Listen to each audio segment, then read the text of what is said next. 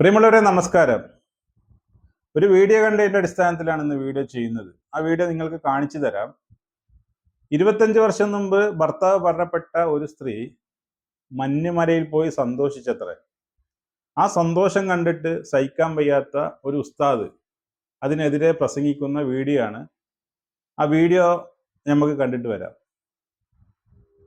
25 വർഷം മുന്നേ ഭർത്താവ് മരിച്ച ഒരു വല്യമ്മ, 25 വർഷം മുന്നേ ഭർത്താവ് മരിച്ചിട്ടുണ്ട്. ഒരു വല്യമ്മ ഏതെങ്കിലും മൂലയിരുന്ന് സലാത്തും ദിക്റും ചെല്ലണീന് പകരം ഏതോ ഒരു അന്യ സ്റ്റേറ്റിലേക്ക് മഞ്ഞ് കളിക്കാൻ വേണ്ടി പോയതിന്റെ വീഡിയോസ് കണ്ടവരായിരിക്കും എന്റെ മുമ്പിലുള്ളവർ.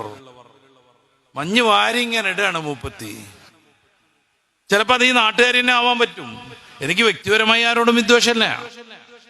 25 വർഷം മുന്നേ ഭർത്താവ് മരിച്ചിട്ട് ഏതെങ്കിലും മൂലക്കിരുന്നിട്ട് ദിക്റും സലാത്തും ചെല്ലുന്നതിന് പകരം നങ്ങങ്ങ് ദൂരെ മഞ്ഞ് പെയ്യുന്ന ഒരു നാട്ടിൽ പോയിട്ട് മഞ്ഞ് വാരിയിട്ട് ഫാത്തിമോ ആവാ ഖദീജു ആവാ ഇതൊക്കെയാണ് ജീവിതം എന്നും പറഞ്ഞിട്ട്.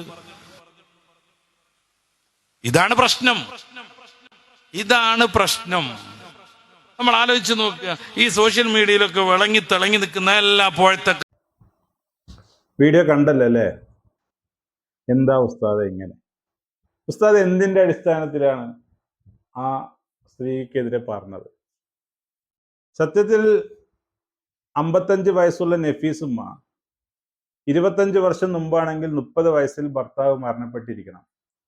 3 പെൺകുട്ടികളെ പഠിപ്പിച്ച് വളർത്തി വലുതാക്കി അവരെ കല്യാണം കഴിപ്പിച്ച് വിട്ട് അവർ കൊണ്ടുപോയ ടൂറിൽ ആ മഞ്ഞും മലകളിൽ നിന്ന് സ്വന്തം കൂട്ടുകാരികളെ യാത്രക്ക് പ്രേരിപ്പിക്കുന്ന നഫീസുമ്മാന്റെ വീഡിയോ എല്ലാവരും കണ്ടതാണ്.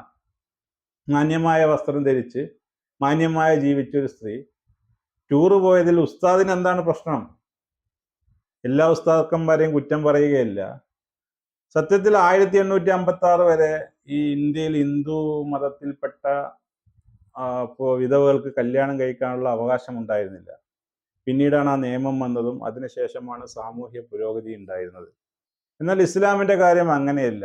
പ്രവാചക പത്നിമാരെ നമ്മൾ എടുത്തു കഴിഞ്ഞാൽ ഒന്നൊഴികെ ബാക്കിയുള്ള എല്ലാവരും പുനർവിവാഹം കഴിച്ചവരാണ്. അബൂബക്കർ സിദ്ദീഖ് റളിയല്ലാഹുവിന്റെ ഭാര്യമാരെ 2 ഭാര്യമാരും അതേ പുനർവിവാഹം കഴിച്ചവരാണെന്നാണ് നമുക്ക് ചരിത്രത്തിൽ കാണാൻ കഴിയുക.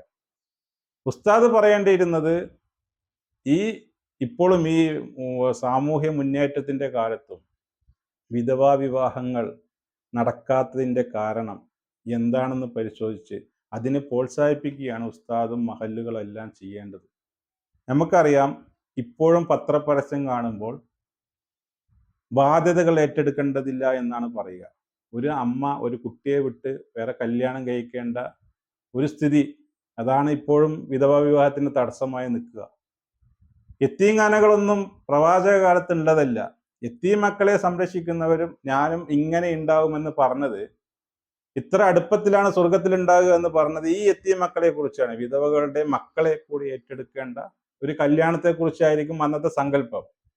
അതുകൊണ്ട് മഹല്ലുകളും ഉസ്താദുമാരും ചെയ്യേണ്ടത് വിധവാ വിവാഹത്തെ പ്രോത്സാഹിപ്പിക്കുന്നതിന് വേണ്ടിയുള്ള നടപടികളാണ് ചെയ്യേണ്ടത്. അല്ലെങ്കിൽ പാവം വല്യമ്മ അവരുടെ ബുദ്ധിമുട്ടുകളൊക്കെ കഴിഞ്ഞ് അവസാന കാലത്ത് സന്തോഷിക്കുമ്പോൾ അതിനെതിരെ പ്രസംഗിക്കുന്നത് അത് അത്ര നല്ലതല്ല ഉസ്താദെ. അത് ഇസ്ലാമിന്റെ അടിസ്ഥാനത്തിലും അല്ല എന്നുള്ളതാണ് പറയാൻ കഴിയുക.